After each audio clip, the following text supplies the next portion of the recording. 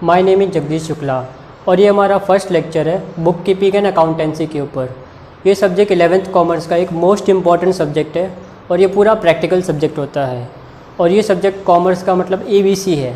ये सब्जेक्ट आपको हर एक फील्ड में देखने को मिलेगी, आप कोई भी फील्ड में चले जाओ तो ये सब्जेक्ट वो एक कोर सब्जेक्ट है कॉमर्स का। तो ये सब्जेक्ट क्या होता है, इसको क्यों पढ़ना है और इसमें क्या क्या कवर्ड है, ये लेक्चर में हम यही देखने वाले हैं। तो ये सब्जेक्ट को शॉर्ट में मैं बुक कीपिंग को BK बोलूँगा।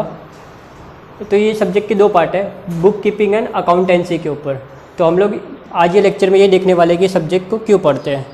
तो बुक कीपिंग का मतलब क्या होता है कि बुक कीप करना, मतलब बुक संभालना। कौन सी बुक? तो यहाँ पे हम अकाउंटिंग की बात कर रहे हैं, मतलब हिसाब किताब की बुक, ऐसी बुक जिसमें आपके हिसाब किताब है। तो ये सब्जेक्ट क्यों पढ़ना है? अभी हर एक बिजनेसमैन जो बिज़नेस कर रहा है, हमने देखा बिज़नेस करते तो प्रॉफिट भी हो सकता है, लॉस भी हो सकता है। तो हर एक बिजनेसमैन जानना चाहता है कि उसके बिज़नेस से उसको कितना प्रॉफिट हुआ, उसने कितने का सामान बेचा, उसने कितने का सामान परचेस किया, ख़रीदा, फिर उस खर्चे कितने हुए, उसको कहाँ कहाँ से कितने पैसे आए, किन किन लोगों से पैसे लेने बाकी है, किन किन लोगों को पैसे देने बाकी है, उसके पास कितने प्रॉपर्टी पड़ी हुई है, उसके कितने कर्जे हैं। तो वो सब कुछ जानना चाहता है। तो उसकी हेल्प कौन करेगा? तो अगर हमने ये सब्जेक्ट पढ़ा है तो हम उसकी हेल्प कर सकते हैं, या हम बिजनेस कर रहे हैं तो हम अपना खुद का प्रॉफिट निकाल सकते हैं। तो वो प्रॉफिट या जो भी उसको पता करना है कि किससे कितना लेन देन करनी है, मतलब कितना पैसा लेना है या देना है, तो उसके लिए जानना जरूरी है बिजनेसमैन को। अभी ये गवर्नमेंट के लिए क्यों इम्पोर्टेंट है? अभी गवर्नमेंट क्या चाहती है? टैक्स चाहती है।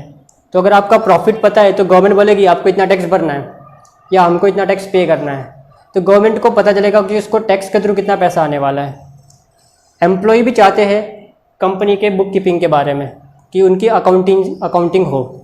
क्यों? क्योंकि एम्प्लॉय को अगर प्रॉफिट अच्छा होगा या सेल ज़्यादा होगा, सेल बढ़ेगा, तो एम्प्लॉय क्या बोलेगा, भाई देखो हमारी वजह से इस कंपनी का प्रॉफिट हो रहा है तो आप हमको बोनस दो, हमको कमीशन दो, हमारी सैलरी बढ़ाओ, कंपनी प्रॉफिट कर रही है। तो जब तक एम्प्लॉय को पता नहीं चलेगा कंपनी प्रॉफिट में है लॉस में, अगर कंपनी लॉस में चल रही है तो कंपनी को फोर्स नहीं कर सकते कि हमको ज़्यादा सैलरी दो। लेकिन अगर उनको पता है कि कंपनी मस्त प्रोग्रेस कर रही है तो हमको भी इंक्रीमेंट चाहिए, हमको भी बोनस चाहिए, कमीशन चाहिए, तब वो कंपनी को बोल सकते हैं। और भी जो इन्वेस्टर्स हैं, इन्वेस्टर मतलब जो कंपनी में इन्वेस्ट कर रहे हैं, उनको भी कंपनी के बारे में जानना है कि ये कंपनी प्रॉफिटेबल है कि नहीं है। अगर मैंने ये कंपनी में पैसे लगाए और ये कंपनी डूब गई तो मेरे पैसे तो गए ना। तो उनको भी जानना है कि कंपनी कितना कमा रही है। तो वो कैसे जान सकती है? बुक कीपिंग एंड अकाउंटिंग के थ्रू कि कंपनी कितना कमा रही है, तो उसके हिसाब से वो लोग इन्वेस्टमेंट कर सकते हैं। तो इवन हर एक के लिए ये यूज़फुल है, चाहे वो हम हो या जो बिजनेसमैन हो या जो कॉमन पीपल हो, तो उनको अकाउंटिंग चाहिए। मतलब बेसिकली यहाँ पे क्या हिसाब किताब कैसे करना है और कैसे पता करना है कि जो हम काम कर रहे हैं उसमें हमको अपने को एक्चुअली फ़ायदा हो रहा है कि नहीं हो रहा है, और हमारी पोजीशन कैसी है। तो हम एक ब्रीफ ओवरव्यू ले लेते हैं सब्जेक्ट का, फिर हम लोग नेक्स्ट क्लास से इसको कंटिन्यू करेंगे। तो चलिए हम पहले इंट्रोडक्शन ले लेते हैं इसका, कि ये पूरे सिलेबस में, पूरे जो 11th का जो अपना सिलेबस है उस पर अपने को करना क्या है। तो अकाउंटिंग ऐसे अलग अलग टाइप्स होती है, एक फिनेंशियल अकाउंटिंग होती है, एक कॉस्ट अकाउंटिंग होती है, मैनेजमेंट अकाउंटिंग होती है। जब ये आगे पढ़ेंगे आप लोग तो आपको पता चलेगा। हम लोग आज फिनेंशियल अकाउंटिंग की बात करने वाले हैं कि उसमें होता क्या है। तो स्टार्ट होती है बुक कीपिंग से, कि बुक कीपिंग मतलब क्या होता है? बुक्स ऑफ अकाउंट मेंटेन करना, बुक कीप करना, कीप मतलब रखना, उसको संभालना, या बुक्स ऑफ अकाउंट मतलब अकाउंट की बुक को मेंटेन करना, वो होता है बुक कीपिंग। और अकाउंटेंसी मतलब प्रॉफिट का पता लगाना। तो इन दोनों को मर्ज करके अपने ये जो सब्जेक्ट का नाम क्या है? Book keeping and accountancy. तो बुक्स ऑफ अकाउंट संभालना, उसके अंदर रिकॉर्ड करना, एंट्री करना, एंट्री मतलब उसके अंदर लिखना, और अकाउंटेंसी मतलब अपने को पता करना कि जो हमने साल भर में जो किया उससे अपने को प्रॉफिट हुआ या लॉस हुआ, जो भी है, तो इसका काम अकाउंटेंसी का है। तो इसकी शुरुआत कहाँ से होती है? अपने पास ना एक जो ट्रांजेक्शन्स होते हैं और इवेंट्स, उनको सबसे पहले पता करना है। मतलब पहला प्रोसेस क्या है अपना, इसको हम लोग अकाउंटिंग प्रोसेस भी बोल सकते हैं, या कुछ लोग इसको अकाउंटिंग साइकिल भी बोल सकते हैं। केवल अकाउंटिंग, फाइनेंशियल अकाउंटिंग में होता क्या? ये हम किसकी बात कर रहे हैं? फाइनेंशियल अकाउंटिंग की, जो हमारा सब्जेक्ट है। तो सबसे पहले क्या करना है? अपने को आइडेंटिफाई करना है। Identification, of transactions and events. किसको आइडेंटिफाई करना है? Transactions and events.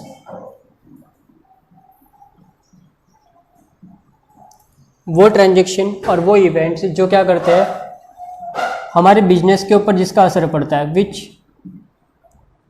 Affects our business, which affects our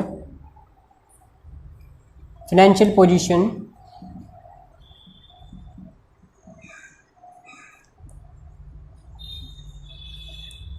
financial position of a business.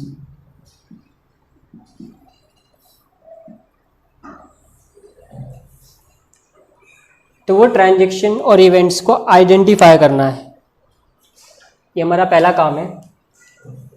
Identify करना मतलब क्या होता है? पता लगाओ कि कौन से आपके बिजनेस में ट्रांजैक्शन हो रहे हैं।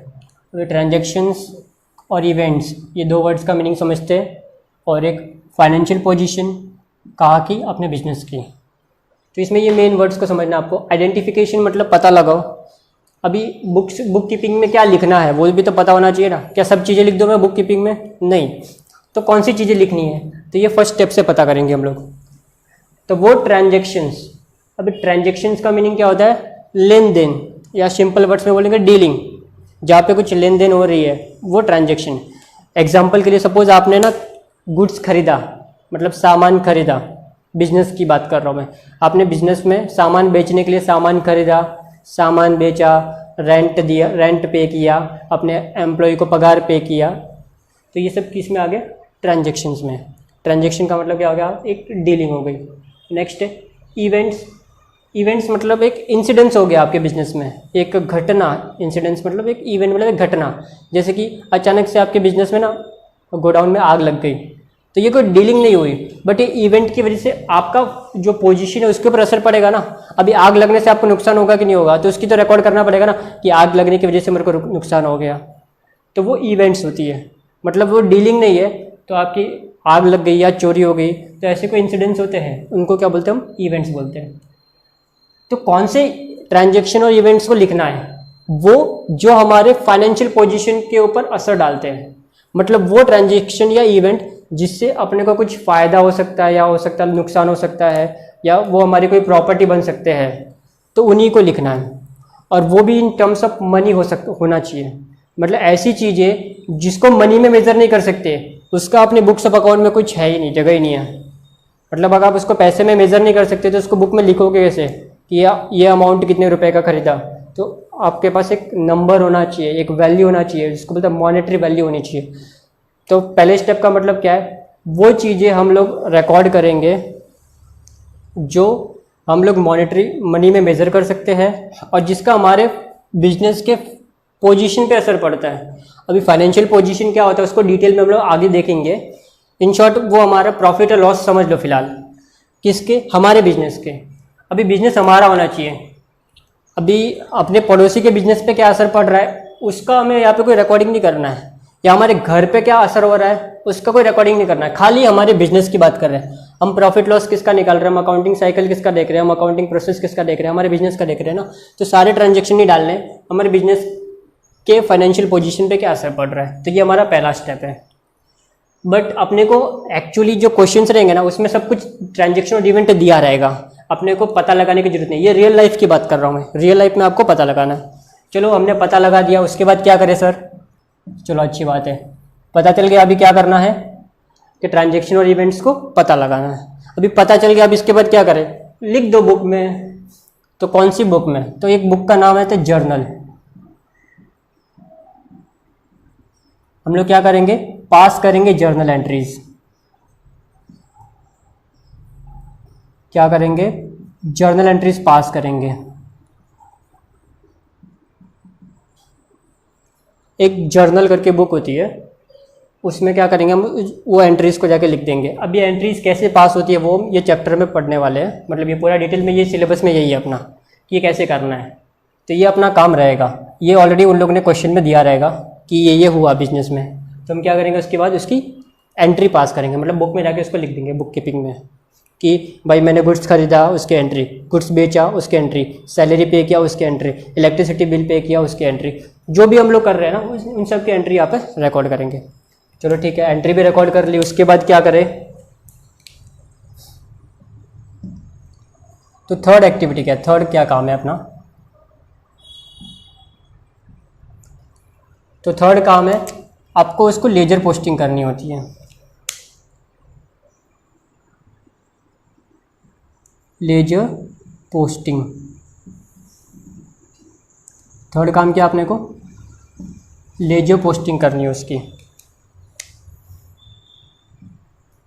लेजर मतलब क्या होता है, एक अकाउंट होता है जहाँ पे हम बनाते हैं और वहाँ पे इसको यहाँ से शिफ्ट कर देते हैं। जैसे कि आपने बेस्ट एग्जांपल जो आप अपने घर पे जो पासबुक है उसको देख लो, यहाँ पे बहुत सारे ऐसे ऐसे कॉलम बने होते हैं, वहाँ पे कितना पैसा आया कितना पैसा गया ये सब लिखा रहता है, और ऊपर जो भी रहेगा अकाउंट लिखा रहता है। जैसे इसका एक प्रोफॉर्मा एक फॉर्मेट दिया हुआ है, इसका भी फॉर्मेट दिया हुआ है, इसका भी फॉर्मेट दिया हुआ है, वो फॉर्मेट में उसको कैसे डालना है, तो वो हम देखने वाले लेजर पोस्टिंग में। लेजर पोस्टिंग को बोलते हैं एक्चुअली क्लासिफिकेशन बोलते हैं, और ये बहुत ज़रूरी है। जर्नल एंट्री पास करने के बाद हम लेजर पोस्टिंग करते हैं उसकी, तो उससे पता चलता है कि एक पर्टिकुलर जो भी ट्रांजेक्शन है, जैसे कि मिस्टर ए के ट्रांजेक्शन है तो यहाँ पे तो सब मिक्स रहेंगे।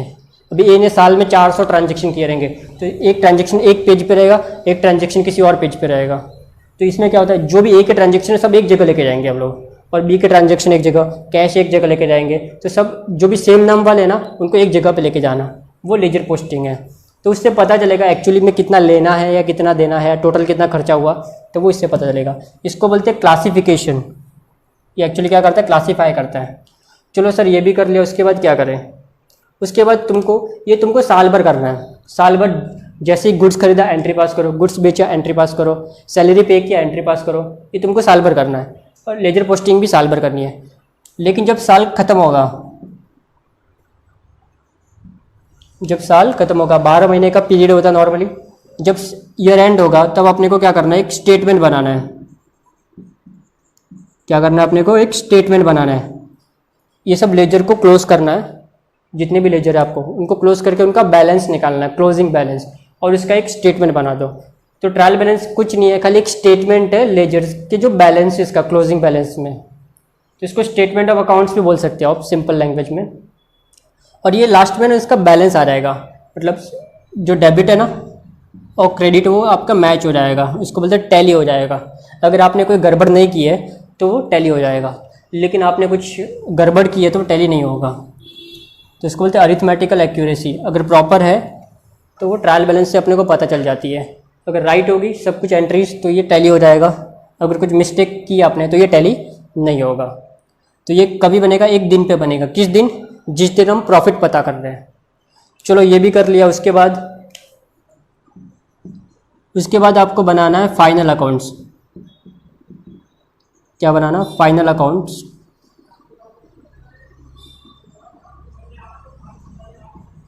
उसको फाइनेंशियल स्टेटमेंट भी बोल सकते हैं हम लोग, फाइनेंशियल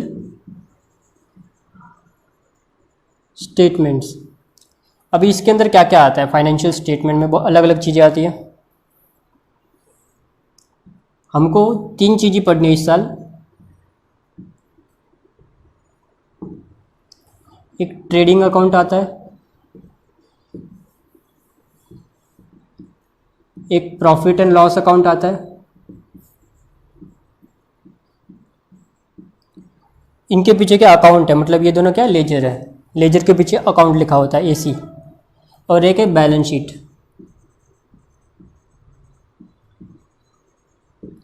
ये कब बनेगा, at the end of the year. Normally हमारा जो फाइनेंशियल ईयर है, हमारा फाइनेंशियल ईयर 1 अप्रैल से स्टार्ट होता है और ख़त्म होता है 31 मार्च को।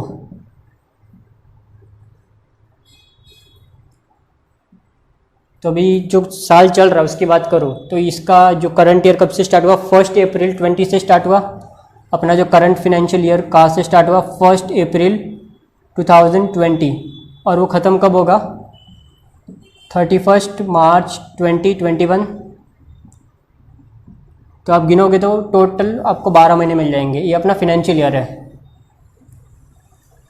तो नॉर्मली जो इनकम टैक्स ने भी बोला है कि आपको ये साल फॉलो करना है, क्योंकि आपको टैक्स इस पीरियड का भरना होता है, तो अकाउंट भी हम लोग ये पीरियड का मेंटेन करते हैं, 1 अप्रैल से लेके 31 मार्च तक का। 1 जनवरी से 31 दिसंबर का क्वेश्चन में कुछ भी दे सकते हैं, बट नॉर्मली प्रैक्टिकली ये ईयर हम फॉलो करते हैं। तो ये जो दो बनते हैं ना, ये दोनों,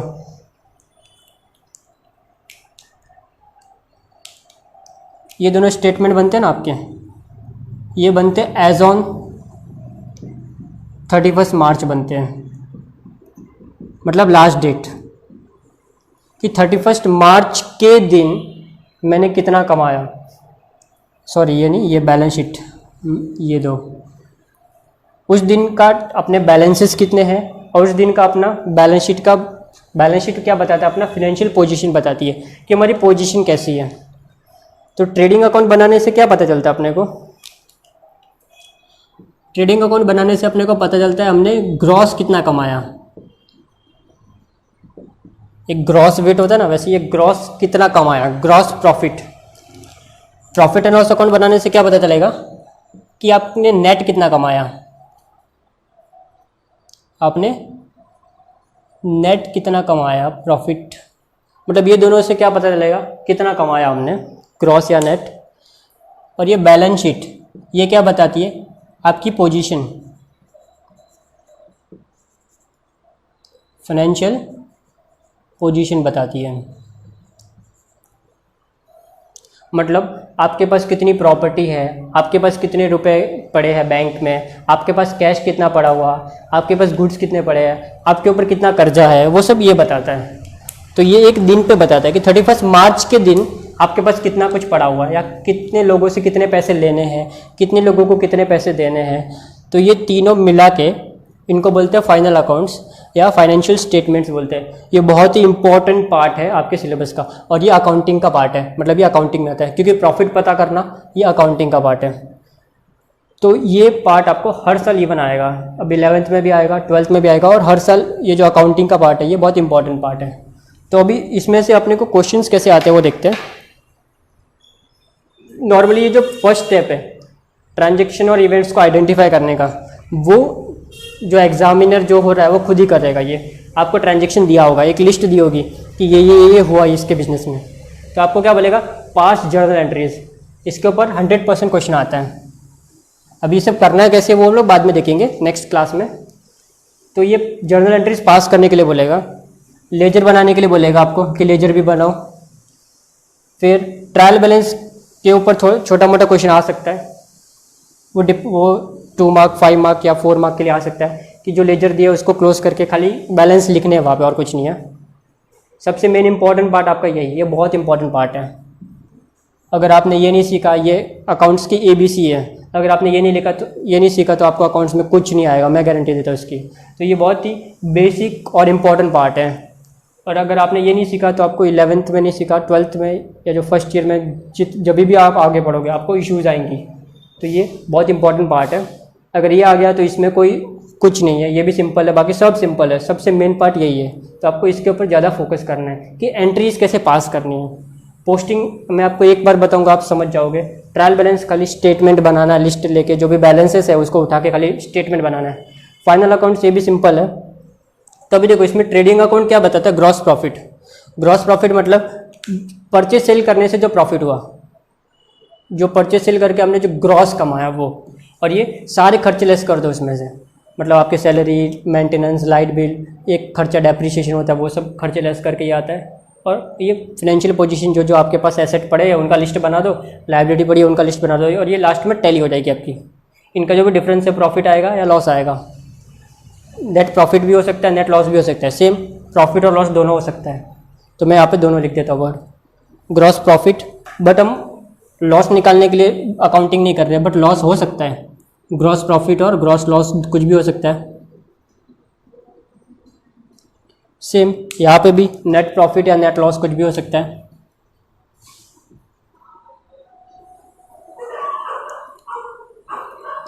बट नॉर्मली ग्रॉस लॉस देखने को न के बराबर मिलता है, नेट प्रॉफिट अक्सर देखने को मिलता है। और इसमें अपनी पोजीशन पता चलती है, वो कितनी स्ट्रांग है या कितनी इम्बैलेंस है।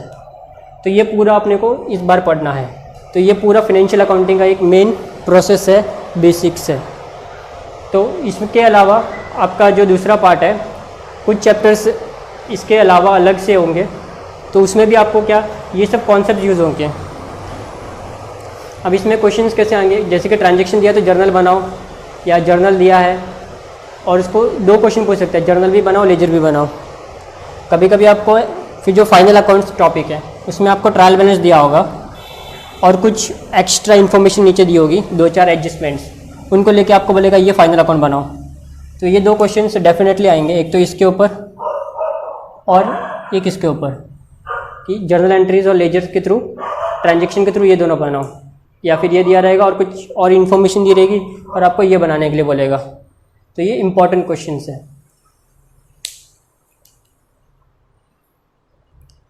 तो हम लोग एक बार रिव्यू ले लेते हैं, इसमें क्या क्या देखा। कि सबसे पहले ट्रांजैक्शन और इवेंट्स का पता लगाओ जो हमारे फाइनेंशियल पोजीशन के ऊपर असर करते हैं। अगर उसके ऊपर कोई असर नहीं पड़ रहा है तो उसको रिकॉर्ड नहीं करेंगे, और जिसको मनी में मेज़र कर सकते हैं तो उनकी क्या करनी है, अपने को एंट्री पास करनी है। एंट्री पास हो गई तो फिर क्या करें सर, लेजर पोस्टिंग कर दो।